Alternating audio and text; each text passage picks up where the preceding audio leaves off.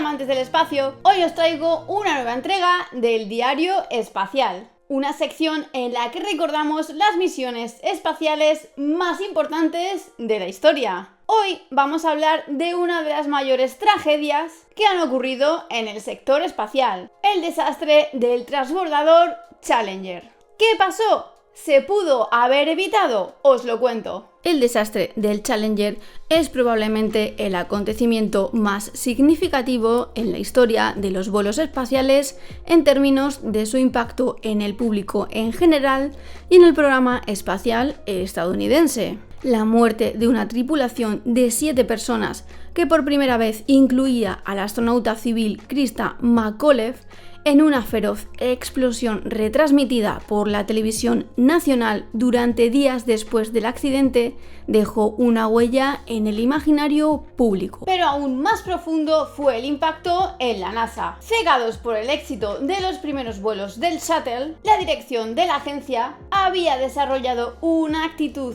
descuidada ante las advertencias provenientes de la comunidad de ingenieros. La NASA había comprometido al transbordador a un calendario imposible, incluso antes de que entrara en servicio, para garantizar su financiación. Con el tiempo, la dirección de la NASA se había impacientado cada vez más con los retrasos técnicos que requería el funcionamiento de una máquina tan compleja. Todo esto terminó la gélida mañana del 28 de enero de 1986, cuando 7 astronautas perdieron la vida delante de familiares, amigos y millones de espectadores. Un vehículo célebre por su destreza técnica se partió a los 73 segundos de vuelo, quemando casi 2 millones de litros de combustible en apenas unos segundos, creando una siniestra nube de gas que aún atormenta la memoria de cualquiera que lo haya visto. El 28 de enero de 1986, una gran multitud de personas se encontraba en Cabo Cañaveral. Era una mañana gélida, tan fría que el hielo se acumulaba en secciones de la plataforma de lanzamiento y los carámbanos colgaban de la torre de lanzamiento. Según el cronograma original,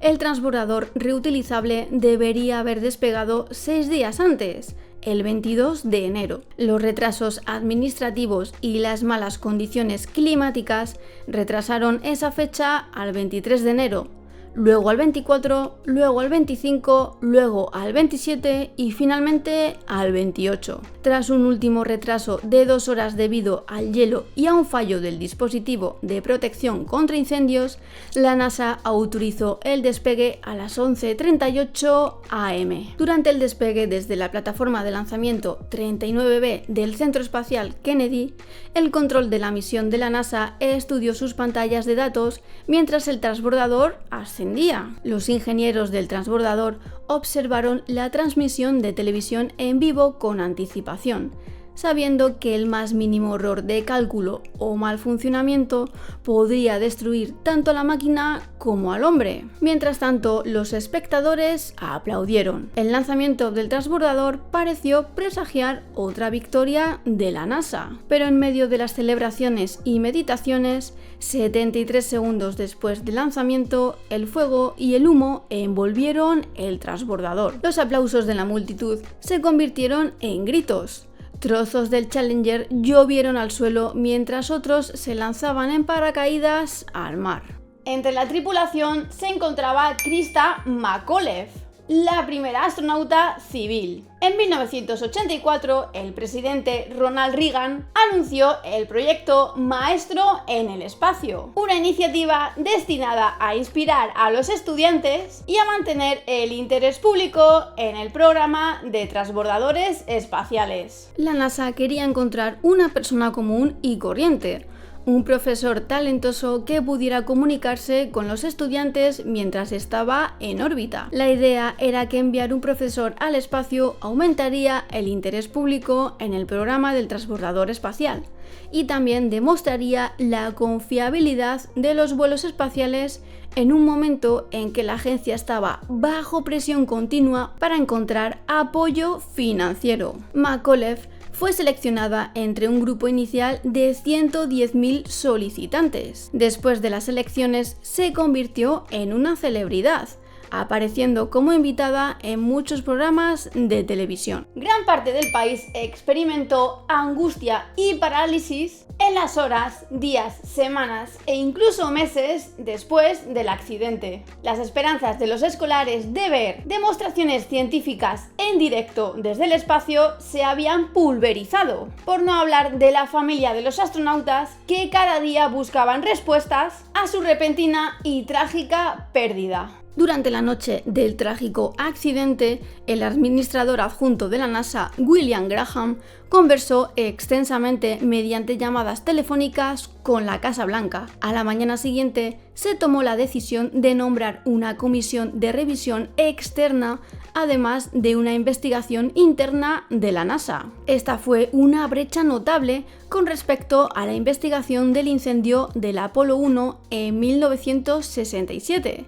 Que fue encabezada por la NASA para protegerse de las calumnias políticas u organizativas. La decisión indicó que esta vez la NASA no tendría dicha protección. Los críticos rápidamente culparon a la inexperiencia de Graham en la agencia por su decisión de remitir el asunto a la Casa Blanca, en lugar de contener la investigación lo mejor posible dentro de la NASA. Reagan anunció públicamente el 3 de febrero que un comité de 13 personas presidido por el exsecretario de Estado William Rogers dirigiría la investigación. Al comité, ahora llamado Comisión Rogers, se le dieron 120 días para determinar la causa probable del accidente y recomendar acciones correctivas. Cuando Reagan nombró la comisión, ya circulaban rumores de que un propulsor sólido defectuoso había sido el culpable, basándose en evidencia recuperada por los investigadores de la NASA que mostraba una ruptura en una junta de los propulsores laterales. Y a los pocos días del inicio de la comisión presidencial, esos rumores comenzaron a transformarse en una causa posible. De los 13 miembros de la comisión surgieron 4 actores clave: Rogers, Wright,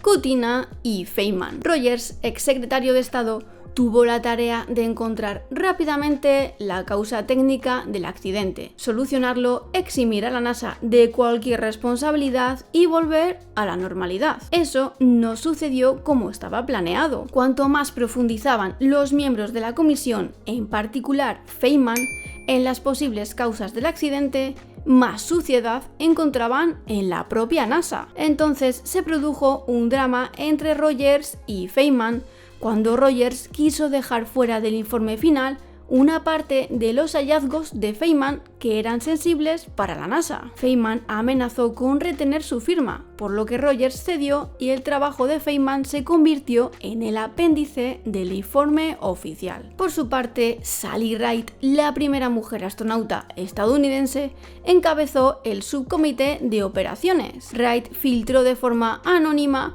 un documento de la NASA que indicaba que la NASA era consciente de que las bajas temperaturas podrían dañar un componente crítico del cohete propulsor sólido, las juntas tóricas de goma utilizadas para sellar los gases. Por otro lado, Kutina, entonces director de Sistemas Espaciales y Control de Comando y Comunicaciones de la Fuerza Aérea, obtuvo cobertura mediática principalmente gracias a la amistad que forjó con Feynman.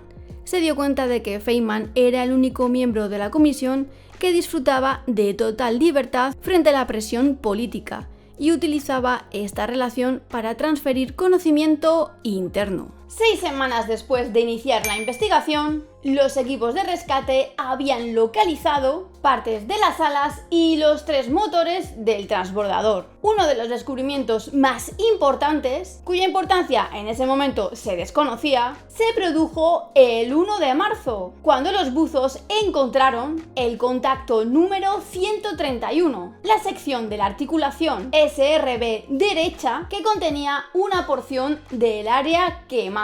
Más tarde, el agujero quemado resultó fundamental para determinar la causa del accidente. Unos días más tarde, los equipos de buceadores localizaron a 30 metros bajo el océano el compartimento de la tripulación, con los restos de los astronautas a bordo. El descubrimiento del compartimento de la tripulación en marzo supuso un punto de inflexión en la investigación del accidente. Un barrido de la cabina reveló pruebas desalentadoras del destino de la tripulación. Los paquetes de oxígeno de emergencia se habían activado, lo que indicaba una alta probabilidad de que los astronautas sobrevivieran a la aparente explosión y solo murieran después del contacto con el océano Atlántico. De hecho, no se había producido ninguna explosión. El transbordador se rompió debido a cargas aerodinámicas tras una conflagración de gases liberados por el tanque externo del transbordador. Con el tiempo, la investigación reveló otro detalle inquietante: un trozo de papel que sugería que la decisión de la NASA de lanzar el Challenger era irresponsable. El día del lanzamiento, cuando el Challenger pasó por el Mast Q, Roger Boyce-Joly exhaló un suspiro de alivio. La noche anterior, él y otros miembros de Thiokol con sede en Utah sostuvieron una conferencia telefónica con gerentes de la NASA, del Centro Espacial Kennedy y el Centro Espacial Marshall. Durante la llamada, Boyce-Joly advirtió a la NASA que cancelará el lanzamiento debido al clima frío y la posibilidad de que las juntas tóricas de goma perdieran su capacidad para sellar las juntas de los propulsores sólidos del cohete. La NASA, ya resentida por los numerosos retrasos, se opuso firmemente a la idea de retrasar el vuelo. La desintegración del transbordador al día siguiente enfureció y deprimió profundamente a Boyce-Joly, quien sintió una enorme pérdida y culpa por no haber podido parar el lanzamiento. Después de todo, el consejo que dio a la NASA aquella noche no fue el primero. 6 meses antes había advertido que los conocidos problemas de la erosión de las juntas tóricas debían solucionarse lo antes posible para evitar una catástrofe al más alto nivel: la pérdida de seres humanos. Durante años antes, los ingenieros de la empresa Morton Thiokol y del Centro Marshall de Vuelos Espaciales de la NASA habían experimentado problemas con la erosión y el sellado de los anillos, hasta tal punto que en julio de 1985 un funcionario de Marshall impuso una restricción de lanzamiento hasta que el problema se solucionara o fuera seguro. Pero esas restricciones se eliminaron periódicamente y los vuelos, como lo demuestra el Challenger, continuaron. Unos meses antes, después del tercer vuelo del Discovery en un frío día de enero de 1985, los ingenieros habían descubierto que las dos juntas tóricas primarias habían experimentado erosión y que los anillos primarios en dos juntas de campo y ambas juntas de boquilla tenían hollín. Boyce-Joly fue llamado a declarar en una de las audiencias de la comisión en febrero y les informó del intento de Thiokol de detener el lanzamiento. En contra de los deseos de la dirección, también presentó al panel el memorando sobre las juntas tóricas que había escrito 6 meses antes. Su contribución elevó la investigación a un nivel completamente nuevo, cuando los miembros de la comisión comenzaron a descubrir los factores contextuales en juego. Desgraciadamente, la denuncia de Boyce-Joly no quedó impune. Fue despedido de Thiokol y sus compañeros de trabajo lo rechazaron y lo amenazaron, lo que hizo que Boyce-Joly se deprimiese aún más y enfermase. Pero en 1988 fue aclamado como héroe por la Asociación Estadounidense para el Avance de la Ciencia, que le otorgó su premio anual a la libertad y responsabilidad científica. Hasta el momento de su muerte en 2012, se había convertido en un solicitado experto en ingeniería forense y ética corporativa. Meses de investigación revelaron la causa técnica del accidente y todos sus matices. El informe oficial de la Comisión Rogers decía: el consenso de la comisión y las agencias de investigación participantes es que la pérdida del transbordador espacial Challenger fue causada por una falla en la unión entre los dos segmentos inferiores del motor del cohete sólido derecho. El fallo específico fue la destrucción de los sellos que están destinados a evitar que los gases calientes se escapen a través de la junta durante el funcionamiento del propulsor del motor del cohete. Las pruebas reunidas por la comisión indican que ningún otro elemento del sistema del transbordador espacial contribuyó a este fallo. Los miembros de la comisión concluyeron que la destrucción de los sellos estaba correlacionada con dos cosas: un diseño deficiente que no permitía la redundancia si fallaba la junta tórica primaria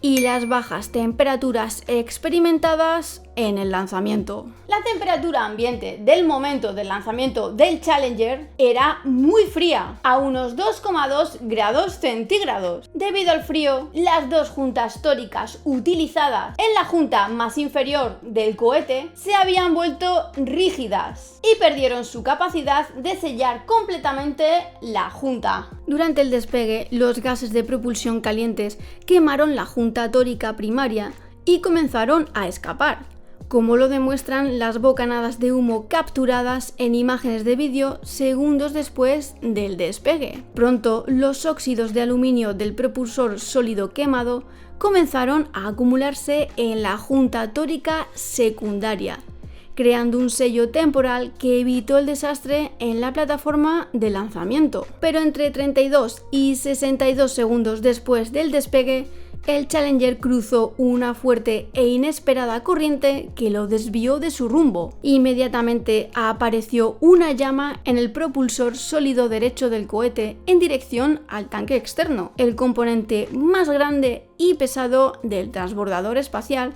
que contiene un tanque de oxígeno líquido, componentes eléctricos y un tanque de hidrógeno líquido. El efecto del soplete derritió el metal del tanque externo hasta que el hidrógeno líquido dentro del tanque comenzó a filtrarse y la unión entre el propulsor y el tanque externo se soltó. Fue entonces cuando toda la sección inferior del tanque cedió, empujando el tanque de hidrógeno hacia arriba dentro del contenedor lleno de oxígeno, quemando instantáneamente 2 millones de litros de combustible. El orbitador Challenger fue destruido por fuerzas aerodinámicas divergentes y el compartimiento de la tripulación comenzó su descenso en caída libre hacia el océano Atlántico. En los días, años y décadas posteriores a este accidente, la NASA soportó feroces críticas por parte de quienes citaron la supervisión y la gestión desordenada como la razón de la decisión de la NASA de lanzar la nave. De hecho, la NASA estaba bajo intensa presión para cumplir la promesa de viajes espaciales rutinarios que hizo al pueblo estadounidense y al gobierno federal, que financió el programa del transbordador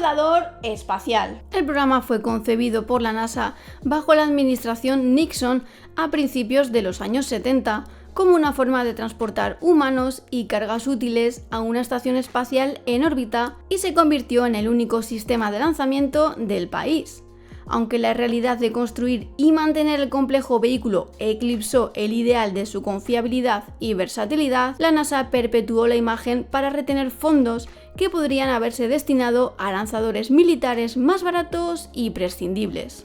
Ansiosa por demostrar el éxito del programa espacial, la NASA declaró el transbordador espacial como vehículo operativo después de solo 4 vuelos de prueba, y se preparó para llevar a un ciudadano al espacio en el vuelo número 25, el lanzamiento del Challenger. Habiendo experimentado ya numerosos retrasos en la misión, la NASA se basó en éxitos de vuelos anteriores para anular las preocupaciones de los ingenieros de la empresa Morton Thiokol, pero su exceso de confianza resultó fatal. El programa de los transbordadores espaciales siguió con algunos éxitos, pero también con fracasos. La realidad es que a veces la codicia del ser humano, por ser el primero en hacer ciertas cosas y llegar a cumplir las expectativas, resulta ser muy caro y ocurren desgracias. ¿Conocíais esta historia historia del transbordador espacial. ¿Qué os ha parecido? Contadme en comentarios vuestra visión sobre esta historia y no olvides de compartir y darle a me gusta